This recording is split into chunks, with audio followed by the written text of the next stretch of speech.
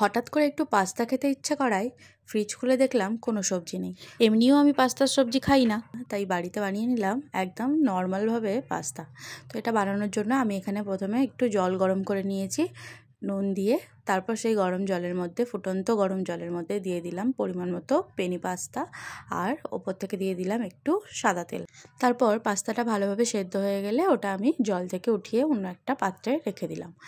আর ওই কড়াইয়ের মধ্যেই দিয়ে দিলাম একটু সাদা তেল, আর তারপর সেই তেলটা গরম হয়ে গেলে তার মধ্যে আমি দিলাম কুচিয়ে রাখা পেঁয়াজ আর রসুন, দিয়ে কিছুক্ষণ নাড়াচাড়া করলাম, মানে ওই 2-3 মিনিট মতো নাড়াচাড়া করার পর পেঁয়াজটা একটু ভাজা ভাজা হয়ে আসলে তার মধ্যে আমি দিয়ে দিলাম ওই যে পাস্তা সিদ্ধ করে রেখেছিলাম তার যে জলটা, জলটা দেওয়ার পর একটু ফুটে উঠলে তার মধ্যে আমি দিয়ে দিলাম সেদ্ধ করে রাখা পাস্তাটা দেওয়ার পর আরও একটু নাড়াচাড়া করে নিলাম। আর তারপর আমার কাছে বাড়িতে রাখা ছিল পাস্তা সস, মানে রেডিমেড পাস্তা সস, বাড়িতে বানানো তো একদমই নয়, রেডিমেড পাস্তা সস, সেটা দিয়ে দিলাম ওই 2-3 চামচ মতো। দেওয়ার পর আবারও একটু নাড়াচাড়া করে নিলাম, আর একটু শুকনো শুকনো হয়ে গেল, মানে যখন জলটা একটু শুকিয়ে আসলো তাহলেই রেডি হয়ে যাবে এই পাস্তা।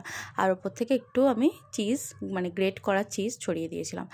আর এটা এরকমভাবে গরম গরম সার্ভ করলে খুব দারুণ লাগে খেতে। তো আমি এটার ওপর আর একটু অরিগানো আর চিলি ফ্লেক্সও ছড়িয়ে দিয়েছিলাম। তাহলে বলো পাস্তাটা বানানো কতটা ইজি। তোমরাও এরকমভাবে বাড়িতে সহজেই বানিয়ে নিও, আর ভালো লাগলে ফলো করে দিও। Thank you.